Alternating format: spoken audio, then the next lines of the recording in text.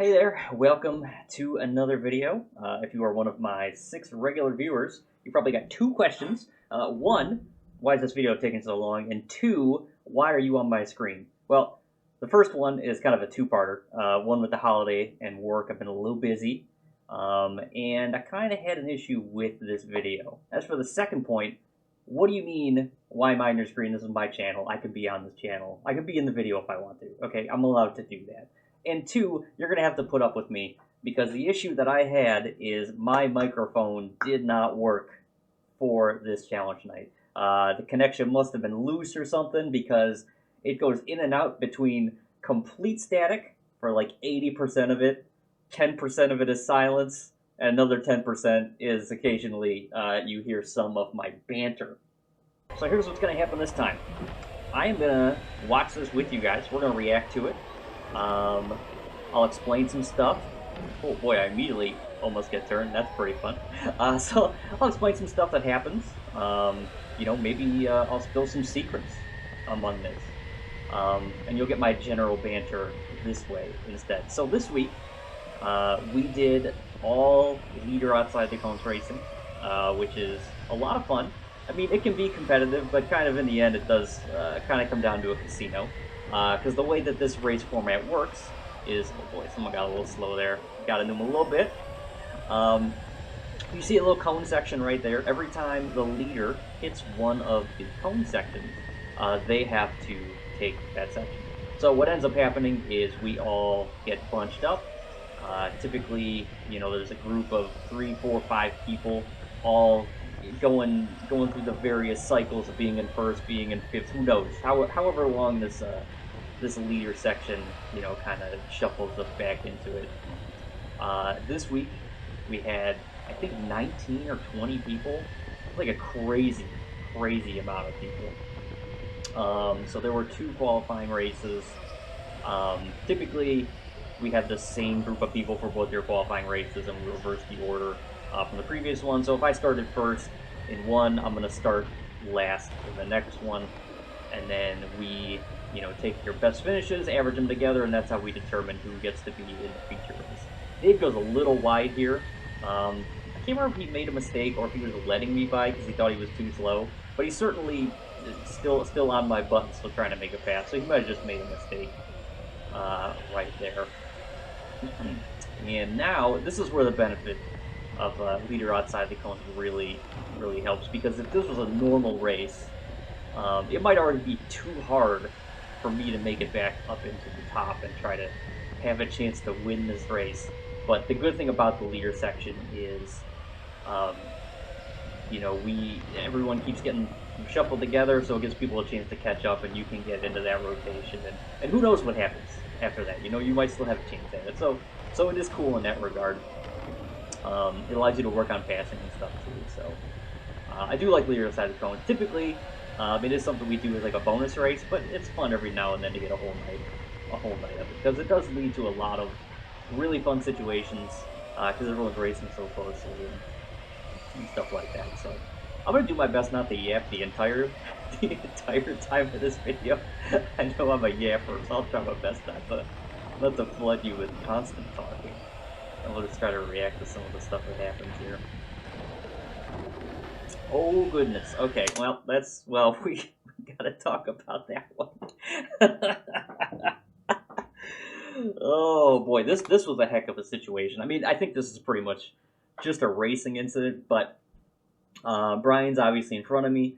The leader took the cone section, and it looks like they might have got a little too fast through there, which is perfectly normal. It's hard to gauge how fast you're supposed to go on these leader sections because you want to still be in. You want to try to get out of it as quickly as possible, but at the same time, you may have to be a little slower than you expect to make them properly. So it seems like he came out, he may have hit the wall a little bit, and then somehow ended up in front of Brian, who finished the job and finished him off. I think it was just a racing incident. I'm pretty sure I presume Brian lifted. I don't think he braked, but he certainly, I think, lifted. I don't think there was much that could have happened. It's just one of those situations. That's our first casualty on the night. But the good news is, because it's a leader outside the cones race, it technically is possible that they could get back into this, get back into the race. It's probably a little tough, but I mean, who knows? Crazier things have happened. So one thing about these leader races is they don't tell us how many laps there are, because people mainly, I mean, I've certainly skirted the rules on these things. When when I see there's one lap left, I have certainly slowed up and let someone else take the leader section. So they don't tell us how many laps are left in these races. So this race could end at any point in time. So you kind of get this sense of urgency that the race is going to end, and you try to get yourself into a position that you can win. You might get a little more aggressive with passing. There might be some foreshadowing for that comment, which you're probably going to see later. But I like my position where I'm at currently.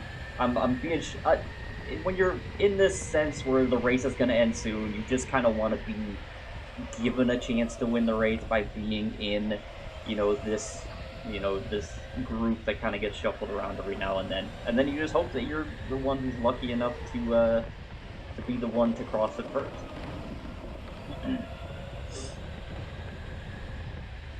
All right, so we're catching some lap traffic here. We'll see if that's going to cause an issue. I'm giving Brian a little bump draft here because I think he might be a little slow. Whether that's on purpose or not, I'm going to make sure he goes faster. Brian deciding not to go for the inside there.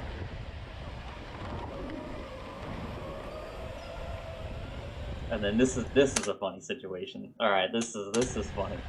So it's Brian's turn to take the cones, but the guy who we're lapping, I'm not sure if he misunderstood the rules or he, for whatever reason, thought he was in first. He decides to take the cones there in front of Brian. And Brian's like, okay, well, that guy's taking the cones. That means I don't have to take the cones. But he was already so far wide that it just gives me the easy pass to take. So it's kind of like he took the cone section anyways. It kind of worked out the way it was supposed to. It's just really funny that guy took it when Brian was supposed to take it. And we're coming around. Hopefully we get the checker. Give me the checker. Oh, sometimes people, it's better to be lucky than good, am I right? Alright, so this is race 2. I get to start third in this one. We're going regular direction this time, as opposed to reverse, which we were doing before. The cone section is now right there as we come out of that turn. This is a course that I actually really enjoy in both forwards and backwards. I think it is fantastic. This, like, the front huge double hairpin that we have is one of my favorite things that we've ever done on a track. Because coming into this turn is actually really technical and difficult to do properly. Most people go too slow, but then if you try to go too fast, it's really easy to get loose, maybe even spin yourself. I'm sure that I have probably almost done that a few times.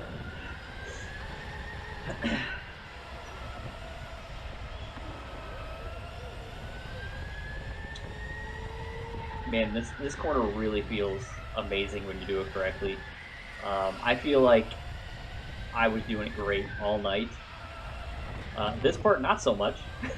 I feel like every time that I took those cones, I don't know what happened, but I was hitting that end cone every single time, and it was making my cart rumble, and I was losing speed. I guess I was just being too aggressive trying to come out of that thing or something. I don't know.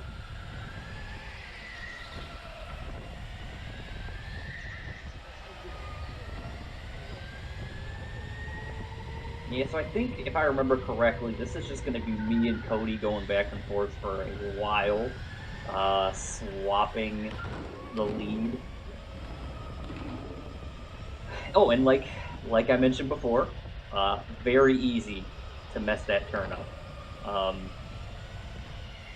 mean, it's just like, if you're going too fast, really easy to slide, lose speed, and then that happens. It happens to the best of us. Alright, skipping forward a little bit. Basically, you just missed a few laps of me and Cody going back and forth, but now Brian's in the mix. See, yep, giving each other a little hand movement there. Hand movement? I don't know what I'm saying. Who knows? But now we at least have another person in the mix, so that's fun. As opposed to being just me and Cody going back. Another person had issues on that turn. Again, like I mentioned, it's really hard because especially if you're behind, you're like, I gotta start pushing. I want to go as fast as possible to get back into it. It's easy to make a mistake and have too much speed there, and it happens. It happens. I believe this is the same guy from the previous race.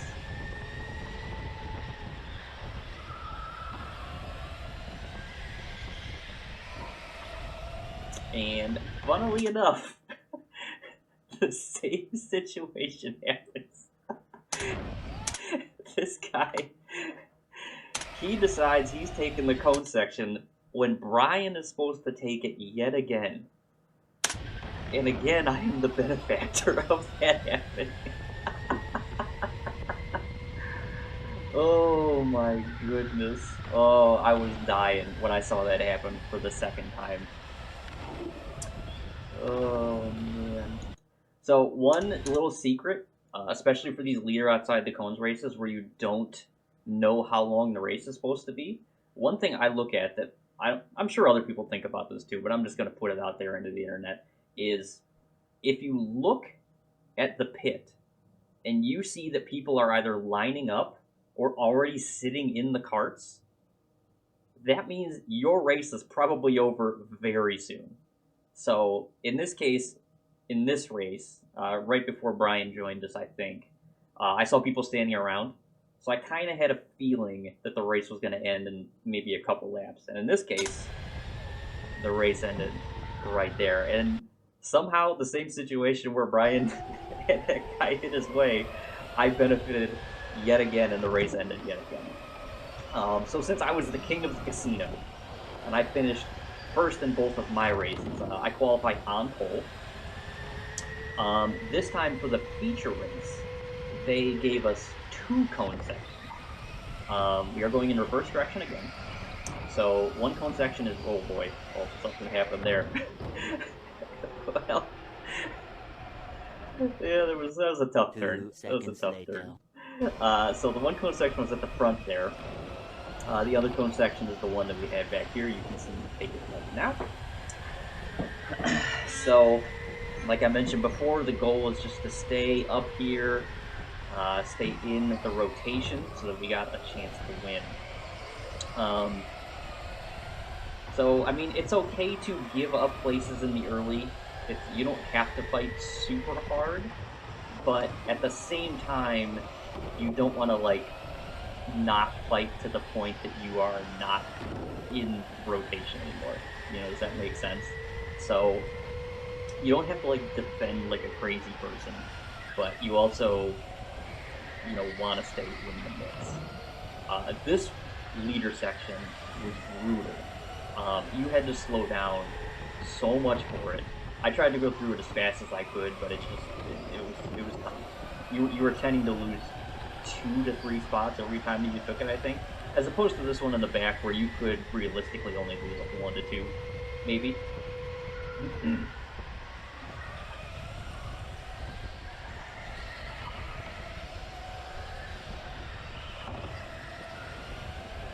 Yeah, right there, Cody started in first there. I think he's going to end up in 4th after the first one, so... And they're certainly battling back there. If you saw the rear camera, they were going at it. I don't know what happened to my rear camera view. I don't know what my angle was on my camera for this one, but it was a little weird. It was pointed basically close to the ground.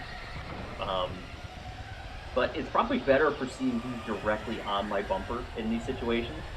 It'll give you a better sense of how close people are if they're directly behind me. So I mean, there's some benefits to it. I don't know if it's better or not.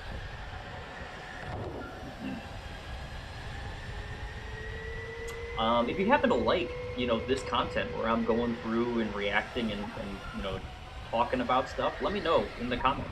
I don't know if if this is better than what I've been doing or not. It's certainly different. You know, it's fine to try different things. Um, and if you're interested, you know, maybe we can, you know, get a Twitch stream together. People can ask questions while we go through the video, watch it together. Who knows? If that's a good idea, let me know in the comments. I don't know. We're trying whatever the heck works out here, you know? Just trying to survive.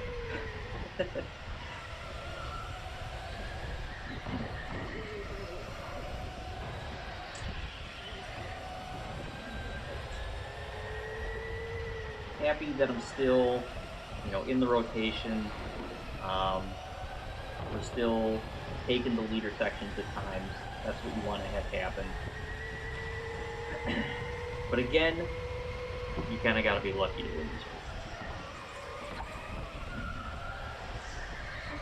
Seems like right now we kind of have a rotation of about 5 people that's happening. Me, Clay, Jackson, Cody, and Brian.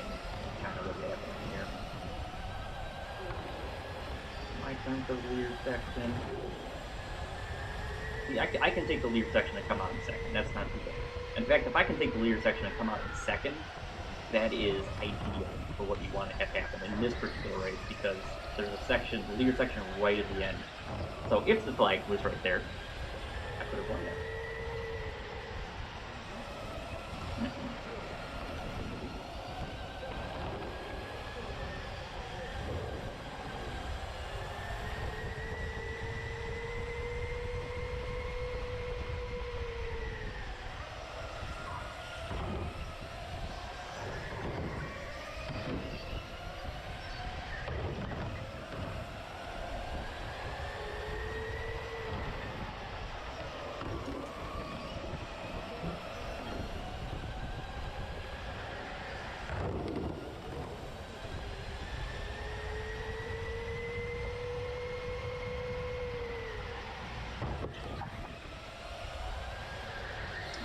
My turn to take the hideous stone section. Hopefully we don't get shuffled too far back, because at this point I just have an inkling that the race is going to end probably 3 or so laps.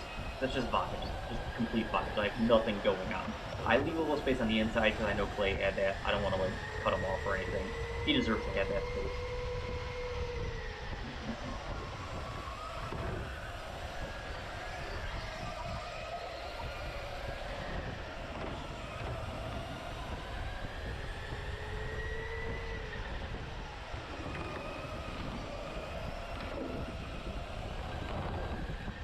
Okay, this works out extremely well for me. I'm in second.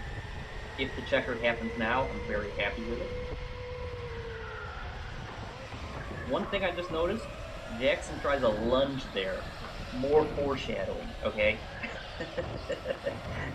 So I keep that in mind for the next time this situation happens. These are things you have to keep in mind. These are things you got to think about, you know, while racing. You have to remember strategies that people are doing so that you can try to adapt to what they are doing in the race. Because a lot of people just like to try to keep doing the same thing over and over again until it works.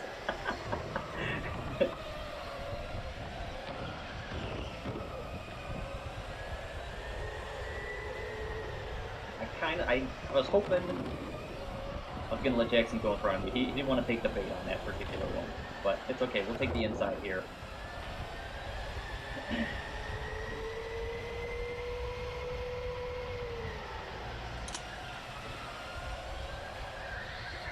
I'm just hoping at this point the race does not end, because again I have to take this huge time waste of a leader section. Thankfully it didn't, so we still have time here. That's excellent. Jackson takes the leader section. I come out in second. This is excellent. Big fan.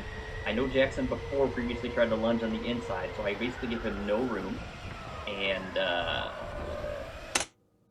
that happens. Let's we're gonna go back for a second, okay? So this is a situation where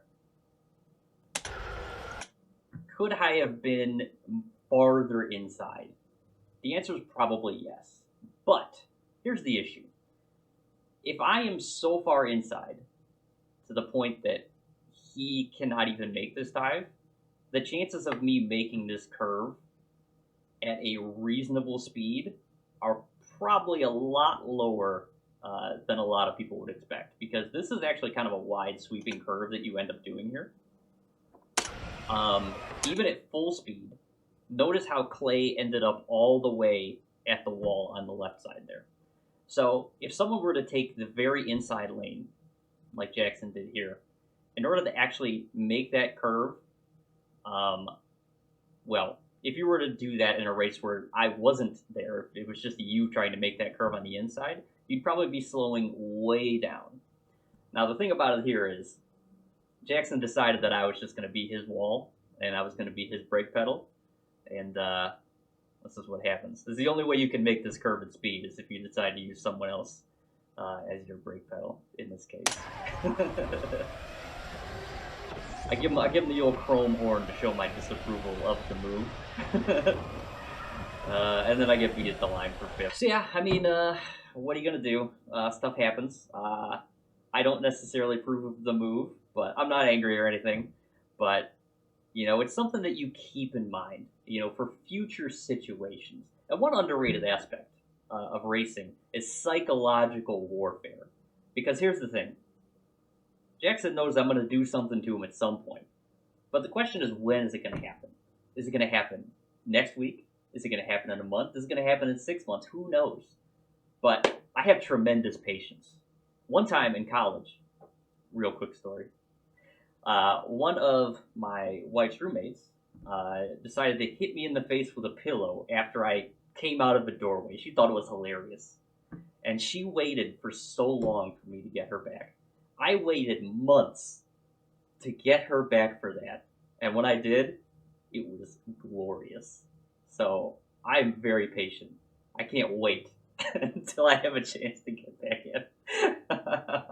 It's going to be hilarious. So, if you liked what you saw, you know, make sure you hit the old like and subscribe button. I know this content was a little different than normal. Hopefully the mic works, you know, next time. And I don't have to do this again. But if so, you know, who knows? Maybe it'll be fun again. I don't know.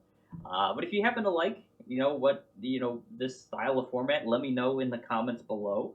Let me know what you thought of some of the moves that happened in this race, because there were some moves. All right. Well, see you later.